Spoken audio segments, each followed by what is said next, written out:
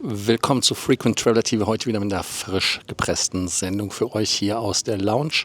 Für mich geht es heute nach Los Angeles und da bleibe ich dann wieder ein bisschen und genieße die Sonne, während hier draußen in Helsinki Schnee ist. In Dubai war es auch lecker warm, in wie heißt es nochmal, Lanzarote hätte ich fast gesagt, Teneriffa war es auch lecker warm, aber Kälte ist nichts für den Lars, deshalb geht es nach Los Angeles. Themen habe ich trotzdem frisch gepresst für euch am Heiligen Sonntag. Und ihr seht, ich versuche meine Vorsätze zu halten, dass wir dieses Jahr wirklich jeden Tag eine Sendung haben. Die eine Sendung hole ich noch vom Freitag nach, keine Angst. Themen: Kassel, Calden, der Flughafen hat positiven Effekt auf die Umgebung. Schauen wir uns genauer an. Dresden Flughafen hat auch eine Lösung für seine Themen. Dann haben wir ein Thema: British Airways hat Sachen retroaktiv bei der Meilsammel Bedingungen geändert, was natürlich komplett Banane ist. Und wir haben Condor streicht eine neue Strecke, bevor sie überhaupt gestartet ist. Aber sagen wir mal so, es war nicht unbedingt nötig, aber für viele wäre es halt, wie sagt man so schön, nice gewesen. Ihr denkt daran, wie immer, den Kanal zu abonnieren, die Glocke anzumachen, ein Like dazulassen, aber auch zu kommentieren und zu abonnieren.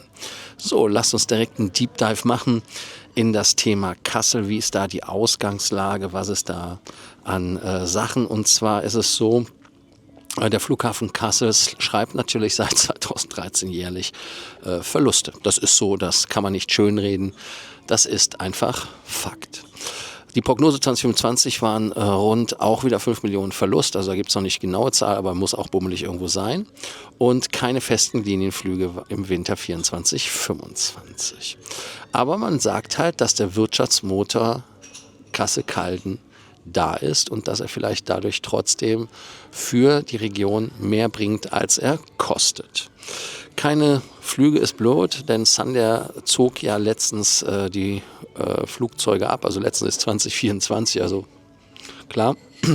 Und Charterflüge Gran Canaria, Tenerife gibt es erst wieder jetzt ab Januar. Also es sieht mau aus auf dem Flughafen. Eigentümerstruktur ist mit 68% das Land Hessen, die Stadt Kassel hält 14,5%, weiter geht es dann mit 14,5% für den Landkreis und die Gemeinde Calden hält nochmal 3%. Die Argumentation des Landes Hessens. Laut Finanzministerium ist der Flughafen volkswirtschaftlich ein Gewinn. Verweis auf eine Studie des Zentrums für Recht und Wirtschaft des Luftverkehrs, die ZFL. Und die zentralen Kennzahlen aus der Studie: 1287 direkte Arbeitsplätze im Sommer 2024, 3432 Arbeitsplätze gesamt, direkt, indirekt induziert, ist also 82% mehr als gegenüber 2012, als es den Flughafen nicht gab. Davon Nordhessen 2133, ob es 171,6 Millionen Wertschöpfung. Heißt also, dass man dort so viel Geld gemacht hat. Und ich gebe euch mal ein Zitat vom hessischen Finanzminister, der sagt, diese Zahlen zeigen, dass der Flughafen weit über seinen eigentlichen Betrieb hinaus als Wirtschaftsmotor für die Region wirkt. Und weiter sagt man in der Pressemitteilung durch das hessische Finanzministerium, jeder investierte Euro bringt 3 bis 4 Euro an Steueraufkommen zurück. Und der Flughafen hat sich als strategischer Standort für Mobilität, Wirtschaft und Sicherheit etabliert. So, und jetzt gucken wir uns mal die Zukunftsperspektive an. 64 Hektar Gewerbepark im Aufbau, Potenzial für elektrisches Fliegen, Drohnenbetrieb, Zivilschutz, Gesamtverteidigung. Kritische Einordnung gibt es natürlich auch. Wir haben eine Luftfahrtexpertin, die Yvonne Ziegler, Professorin der Frankfurter Universität für Applied oder of Applied Sciences, sagt, dass man die Ziele, die man hatte mit dem Flughafen, ganz klar verfehlt hat. Und natürlich ist es auch so, dass jeder versucht, seine Nische zu finden, aber Kassel hat halt nicht wirklich so eine Nische gefunden bis jetzt.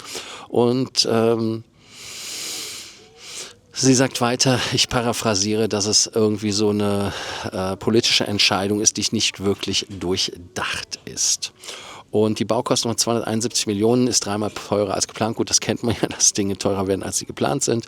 Prognose waren 500.000 bis 600.000 Passagiere bis 2020. Die Realität sind 83.000 Passagiere in 2024. Und wie wir wissen, hier wird ja keine Flüge in 2025 so ungefähr.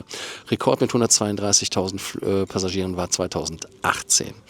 Jetzt mal für euch die Frage, rechtfertigt regionale Wertschöpfung dauerhafte Millionenverluste oder wäre eine andere Infrastrukturinvestition sinnvoller gewesen? Und ob sich die Leute dann trotzdem angesiedelt hätten, weiß man ja gar nicht. Also das heißt, es gibt natürlich dort Sachen, die sich angesiedelt haben, die mit Flugzeugen zu tun haben, logischerweise. Ich glaube, Airbus hat da Helikopter oder sowas und Piper hat da, glaube ich, auch, was war Piper das? Aber auf jeden Fall gibt es da auch Sachen, die halt nicht ohne Flughafen hätte kommen können. Das muss man der Ehrlichkeit dabei sagen. Aber andere Dinge wären vielleicht auch trotzdem gekommen, die man jetzt dem Flughafen zuschreibt. Ihr könnt euch eure Gedanken dazu machen und ob ihr diese Wertschöpfung richtig findet. Die erste Frage des Tages habe ich euch gegeben. Jetzt geht das nämlich zum zweiten Thema. Und zwar Dresden, da gibt es ab 2027 eine Lösung. Ist ja auch so ein Flughafen, wo man fragt, okay, macht der Sinn, macht der nicht Sinn? Leipzig, Halle, Dresden haben die Finanzierung des Flughafens bis Ende 2026 gesichert. Ab 2027 will Sachsen-Anhalt keine Verluste mehr für Dresden mittragen. Lufthansa fliegt Dresden weiterhin an als Zubringerfunktion.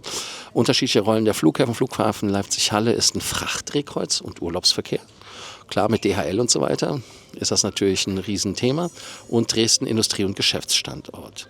Die IHK in Dresden sagt ganz klipp und klar, Leipzig und Dresden werden sicher keine Interkontinental-Drehkreuze mehr werden. Das ist ja auch etwas, was keiner erwartet hat, wollen wir mal ganz ehrlich sein. Und der Betrieb sei halt wichtig für Bestandteil der öffentlichen Infrastruktur. Ja, ich denke mal, was wären da die Alternativen? Teilkompensation, nicht wirtschaftliche Aufgaben, Sicherheit, Feuerwehrausgründung, Privatisierung, Vorschlag für IHK-Präsident oder Immobilien- und Flächennutzung außerhalb des Flugbetriebs. Und da könnt ihr natürlich auch nochmal eine zweite Frage des Tages beantworten. So, soll ein Flughafen primär Verkehrsinfrastruktur sein oder strategische Industrieinstrument, selbst wenn er dauerhaft Verluste macht? Und ihr seht halt, diese kleinen Flughäfen machen Verluste und finden auch ihre Nische nicht. Das passt zum nächsten Thema, wobei Düsseldorf jetzt kein Nischenflughafen ist. Der hat sich sehr stark etabliert, das muss man der Ehrlichkeit dabei sagen, weil Düsseldorf natürlich ein riesen Einzugsgebiet hat. Und da gibt es dann einen Flug von der Condor und jetzt merkt ihr, wie ich den Bogen spanne, Spannung zu diesem dritten Thema. Und zwar, dass man dort nach Düsseldorf fliegen wollte, denn man macht ja bei Condor das Thema eigenes Zubringernetz als ganz, ganz wichtiges Thema auf, weil die Lufthansa ja nicht so zuverlässig mit denen ist. Ist ja Konkurrenz, ist Wettbewerb, muss man ehrlicherweise sagen. Geplant war ein täglicher Flug von Düsseldorf nach Frankfurt ab 1. Mai. Die Strecke sind 188 Kilometer. Flugzeit wären irgendwie so bummelig 20 Minuten, bisschen mehr. Und die Flüge waren geplant um 6 Uhr morgens und dann abends um 19:30 Uhr zurück. DE 4286 und DE 4287.